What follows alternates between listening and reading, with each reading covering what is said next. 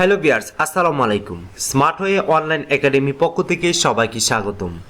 আজকে আমরা আলোচনা করব আইই senior officer for finishing, job responsibilities, additional requirement skill, finally skill required. অর্থাৎ একটি কোম্পানিতে আপনি যখন আই হিসেবে জয়েন করবেন তখন আপনার কাছ থেকে যে এডিশনাল কিছু স্কিল আশা করবে, কারণ একটি আইর স্যালারি 40 থেকে 50,000 টাকা প্রতি মান্থলি।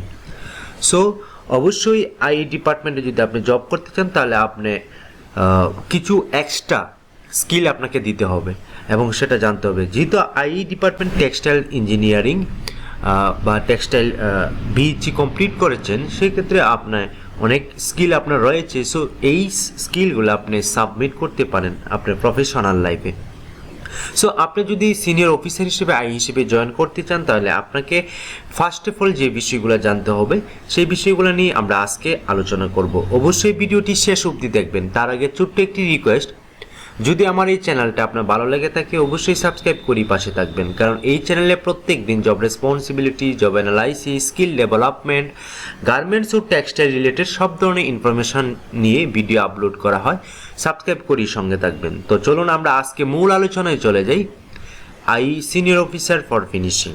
ফার্স্ট অফ অল আমরা আলোচনা করব I senior officer for finishing skill required, আমাদের কী কী স্কিল থাকা প্রয়োজন বা আইর একজন কী কী স্কিল থাকা প্রয়োজন সেই বিষয়টা আমরা আজকে তুলে ধরার চেষ্টা করব। প্রথমে product line analysis. First of all আপনি যে কোম্পানিতে জব করবেন সেই কোম্পানি কি প্রোডাক্ট চলে, সেটা টি শার্ট হতে পারে, সেটা পাঞ্জাবি হতে পারে, ফুতুহা হতে পারে, এসকিডি হতে পারে, তাগা হতে পারে, সব প্রোডাক্টই হতে পারে, এমন হতে পারে কোম্পানিতে। সো আপনি ফার্স্ট অফ অল আপনার যে স্কিলটা প্রয়োজন, আপনি প্রোডাক্ট লাইন অ্যানালাইসিস স্কিলটা আপনার থাকতে হবে। সো প্রোডাক্ট লাইন অর্থাৎ প্রোডাক্টটা কোন কোন প্রসেসে চলে, প্রত্যেকটা স্টেজে আপনাকে কাজ করতে হবে।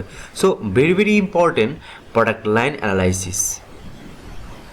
Communication in English, computer proficiency, problem solving capacity, quality control management, এই বিষয়গুলো আপনাকে এ টু জেড জানতে হবে। Accurate sample development, sample development কীভাবে করা হয়, স্যাম্পল ডেভেলপমেন্টের কস্টিং, রেশিও, সব অ্যানালাইসিস সম্পর্কে আপনাকে ভালো করে জানতে হবে যদি আপনি আই হিসেবে জয়েন করেন। গার্মেন্টস টেকনোলজি সম্পর্কে আপনাকে জানতে হবে। এই বিষয়গুলো আসলে আপনি পড়ালেখা করে এসেছেন, জাস্ট এখন বাস্তবে আপনি রূপ দিবেন। ইন্ডাস্ট্রিয়াল অ্যান্ড প্রোডাকশন ইঞ্জিনিয়ারিং সম্পর্কে আপনার ভালো আইডিয়া থাকতে হবে। প্রোডাকশন প্ল্যানিং অ্যান্ড কোঅর্ডিনেশন আপনাকে করতে হবে, এই বিষয়গুলো জানতে হবে। কোয়ালিটি কন্ট্রোল অ্যাসুরেন্স অর্থাৎ ফুল কোয়ালিটি সম্পর্কে আপনার ধারণা রাখতে হবে। কোয়ালিটি ম্যানেজমেন্ট সিস্টেম ভালো করে আপনাকে জানতে হবে। Strong leadership and team management skill, আপনাকে অবশ্যই লিডারশিপ স্ট্রং হতে হবে। যেহেতু একটি কোম্পানির অনেক ভালো একটি চাহিদাপূর্ণ একটি পজিশান, সো এবং বড় একটি পজিশান, এই পজিশান থেকে অনেক জিএম ডিজিএম সবগুলাই হয়ে থাকে। সো আপনাকে অবশ্যই স্ট্রং লিডারশিপ এবং টিম ম্যানেজমেন্ট স্কিলটাকে ইমপ্রুভ করতে হবে। The application should have experience in the following garments area, আপনি যে ফিনিশিং যদি আপনি জয়েন করেন বা ডাইংয়ে জয়েন করেন বা আপনি গার্মেন্টসে জয়েন করেন, সেক্ষেত্রে আপনাকে সেই বিষয়ে আপনাকে অভিজ্ঞতা রাখতে হবে এবং সেটাই আপনাকে অ্যাপ্লিকেশন করতে হবে। আরও কিছু এডিশনাল রিকোয়ারমেন্ট স্কিল রয়েছে। প্রবলেম সলভিং স্কিল, এটা আপনাকে ডেভেলপ করতে হবে। টাইম ম্যানেজমেন্ট স্কিল আপনাকে জানতে হবে। ডিসিশন মেকিং স্কিল আপনাকে জানতে হবে। ইনফ্লুয়েন্স স্কিল আপনাকে জানতে হবে। ইনফ্লুয়েন্স স্কিল বলতে আপনি কাজের যে প্রভাব বা কাজের যে ইমপ্রুভমেন্ট সেইটা আপনি কীভাবে করবেন সেই বিষয়ে আপনাকে জানতে হবে। পার্সোনাল পাওয়ার স্কিল সম্পর্কে আপনার জানতে হবে এবং নিজেকে ইমপ্রুভ কীভাবে করা যায়, নিজেকে কীভাবে ক্ষমতাবান রাখা যায় সেই বিষয়টি আপনাকে গড়ে তুলতে হবে। টিম ম্যানেজমেন্ট স্কিল অর্থাৎ আপনি একটা টিম ওয়ার্ক কাজ করবেন, সেই টিম ওয়ার্ক কাজ করতে গিয়ে আপনাকে যে স্কিল অর্জন করতে হবে সেই স্কিল আপনাকে অবশ্যই আপনাকে গেইন করতে হবে। কোলাবোরেশন স্কিল, আপনাকে অবশ্যই সহযোগিতা মন মানসিকতা স্কিলটা ডেভেলপ করতে হবে। স্ট্রেস ম্যানেজমেন্ট স্কিল আপনাকে জানতে হবে।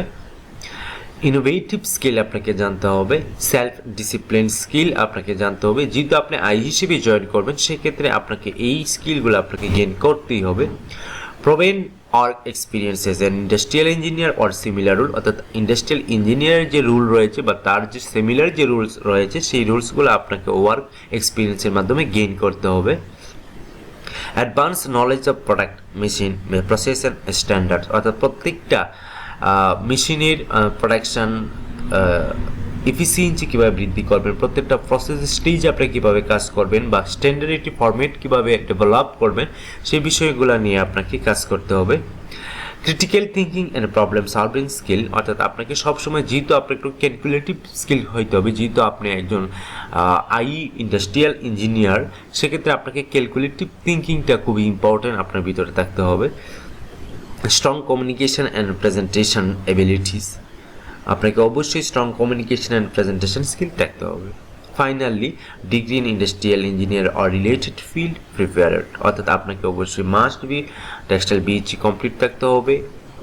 এমবিএ হলে আরও ভালো হয়, যদি আপনি ভালো পজিশনে যেতে চান সেক্ষেত্রে আপনাকে অবশ্যই আপনার ব্যাকগ্রাউন্ডটা খুব শক্ত হতে হবে। সো এই ছিল অ্যাডিশনাল রিকোয়ারমেন্ট স্কিল, একজন সিনিয়র অফিসার কিছু স্কিল রয়েছে যে স্কিলগুলো আপনাকে গেইন করতেই হবে। সো আমরা এখন আলোচনা করব জব রেসপন্সিবিলিটি কি। Senior officer for finishing job responsibility, আপনি যদি ফিনিশিংয়ে হিসেবে জয়েন করেন সেক্ষেত্রে আপনার কি দায়িত্ব রয়েছে, কি কর্তব্য রয়েছে সেই বিষয়টা আমরা এখন তুলে ধরার চেষ্টা করব, অবশ্যই সঙ্গে থাকবেন। Have to play significant role in increase productivity with standard, অর্থাৎ একটি স্ট্যান্ডার্ড ফরম্যাটের মাধ্যমে আপনি প্রোডাক্টিভিটি কীভাবে ইনক্রিজ করবেন সেই বিষয় নিয়ে আপনাকে পর্যাপ্ত পরিমাণ কাজ করতে হবে। Monitor the work floor for maximum utilisation of men machine and material, আপনি কীভাবে আপনার প্রত্যেক দিন অ্যাক্টিভিটিসের মাধ্যমে আপনি মেন মেশিন মেটেরিয়াল আপনি কীভাবে ইউটিলাইজ করবেন, বেশিরভাগ ইউটিলাইজ করবেন সেই বিষয় নিয়ে আপনাকে কাজ করতে হবে। যদি এখানে জব রেসপন্সিবিলিটি আমি শর্টকাটে বলতেছি, আপনারা যারা হিসেবে পড়ালেখা করেছেন ইন্ডাস্ট্রিয়াল ইঞ্জিনিয়ারিং তারা হয়তো বা বুঝতে পারছেন আপনি কী পরিমাণ কাজ করতে হবে, আর যারা জেনারেল তারা হয়তো বা এতটা বুঝবে না, কিন্তু আপনারা যারা হিসেবে ভিডিওটা দেখছেন বা আইতে কাজ করা একটা মন মানসিকতা তৈরি করছেন তারা অবশ্যই বুঝবেন যে আমি কী বিষয়ে কথা বলছি। Implement new methods and tools to increase productivity, আপনাকে প্রত্যেক দিন নিউ মেথড ইমপ্লিমেন্ট করতে হবে, প্রসেস ডেভেলপ করতে হবে, প্রত্যেকটা প্রোডাক্ট ভিন্ন ধরনের। সো আপনি অবশ্যই প্রোডাক্ট ডেভেলপ নিয়ে কাজ করতে হবে, নিউ মেথড তৈরি করতে হবে এবং ইনক্রিজ প্রোডাক্টিভিটি বৃদ্ধি করতে হবে, এই বিষয় নিয়ে আপনাকে প্রত্যেক দিন কাজ করতে হবে। Preparing worker skill matrix and monitoring production, আপনাকে অবশ্যই ওয়ার্কার স্কিল ম্যাট্রিক্সটা আপনাকে অ্যানালাইসিস করতে হবে, মেক করতে হবে, দেন একটি টপ ম্যানেজমেন্টের কাছে সাবমিট করতে হবে এবং মনিটরিং প্রোডাকশন ফুল প্রোডাকশনটাকে মনিটরিং করতে হবে।